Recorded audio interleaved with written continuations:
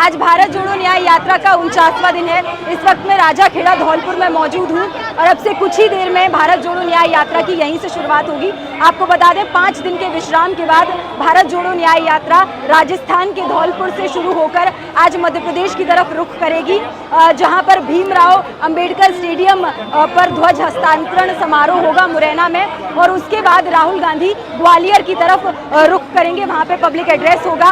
और भारत जोड़ो न्याय यात्रा लगातार जारी है। उत्तर प्रदेश से भारत जोड़ो न्याय यात्रा धौलपुर आई थी। 5 दिन के विश्राम के बाद न्याय यात्रा का एक बार फिर से आगाज हो रहा है और आज भारत जोड़ो न्याय यात्रा राजस्थान से मध्य प्रदेश की तरफ रुख करेगी। और राहुल गांधी लगातार मणिपुर से लेकर न्याय के हक की आवाज बुलंद कर रहे हैं। 5 न्याय की वो बात करते हैं और लगातार न्याय के हक की ये जो लड़ाई है ये जारी है और निरंतर जारी रहेगी। न्याय का हक मिलने तक।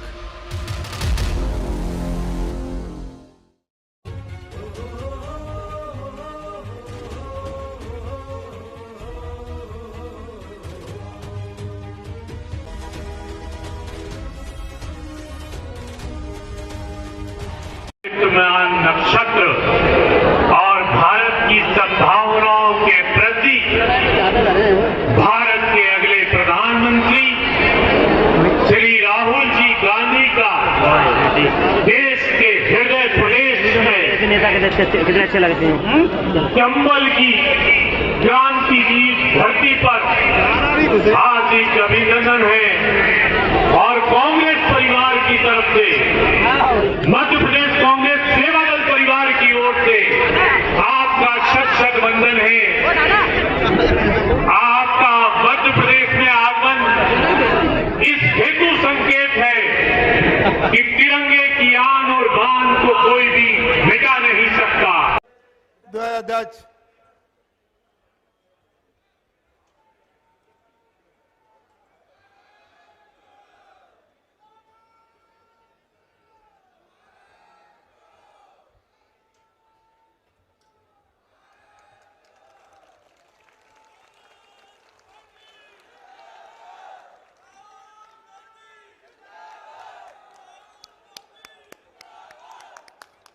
भारत माता की, भारत माता की, भारत माता की। अब बहुत सारे लोग आए हमारे पास, उन्होंने कहा देखिए आप कन्याकुमारी से कश्मीर तो चले,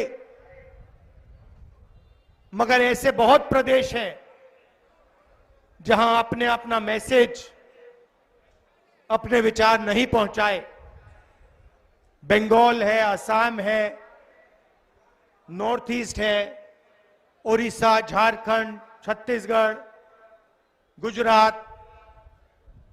तो बहुत सारे लोगों ने कहा कि आपको वहां भी जाना चाहिए, एक दूसरी यात्रा होनी चाहिए।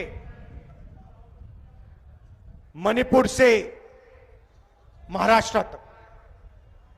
और हमने ये बात मान ली और इसलिए मैं आज आपके सामने यहां खड़ा हूं। आपको एक फायदा हुआ कि मध्य प्रदेश एक प्रकार से देश का जो दिल है उसमें से दोनों यात्रा निकल रही है। इसमें हमने एक और शब्द जोड़ दिया। पहली यात्रा भारत जोड़ो यात्रा थी, दूसरी यात्रा में हमने न्याय शब्द जोड़ दिया। पहली यात्रा में जब हम चल रहे थे तो मैं लोगों से पूछ रहा था कि देश में ये जो नफरत फैलाई जा रही है, जो हिंसा फैलाई जा रही है, इसका कारण क्या है। जरूर बीजेपी फैलाने का काम करती है, मगर ये जो कर पा रहे हैं इसका कारण क्या है। और सबने मुझे जवाब दिया, इसका कारण अन्याय है, अलग अलग तरीके के अन्याय हो रहे हैं। युवाओं के साथ बेरोजगारी, किसानों को सही कॉम्पेंसेशन नहीं दिया जाता, सही दाम नहीं दिया जाता, तो अलग अलग तरीके के अन्याय हो रहे हैं। इसीलिए भारत में नफरत फैल रही। तो इसलिए हमने ये शब्द अपनी यात्रा में जोड़ दिया, भारत जोड़ो न्याय यात्रा। पिछले साल हमने भारत जोड़ो यात्रा की, कन्याकुमारी से कश्मीर तक चले, 4000 किलोमीटर चले, हजारों लोग हमारे साथ चले। क्यों चले? क्योंकि देश में बीजेपी और आरएसएस नफरत, हिंसा और डर फैला रहे हैं। आप जानते हो कि विपक्ष की बात मीडिया में तो आती नहीं है। नहीं आती ना? आती है? नहीं आती। तो हमने सोचा सीधा जनता के बीच में जाकर अपनी बात रखें, और इसीलिए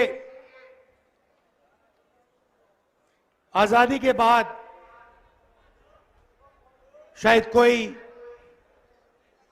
4000 किलोमीटर की यात्रा किसी पार्टी ने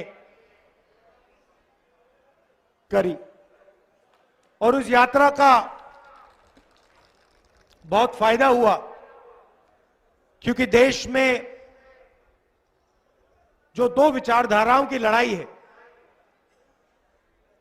नफरत और मोहब्बत के बीच में जो लड़ाई हो रही है, अहिंसा और हिंसा के बीच में जो लड़ाई हो रही है, वो लोगों को बिल्कुल साफ दिखाई दे गई। एक तरफ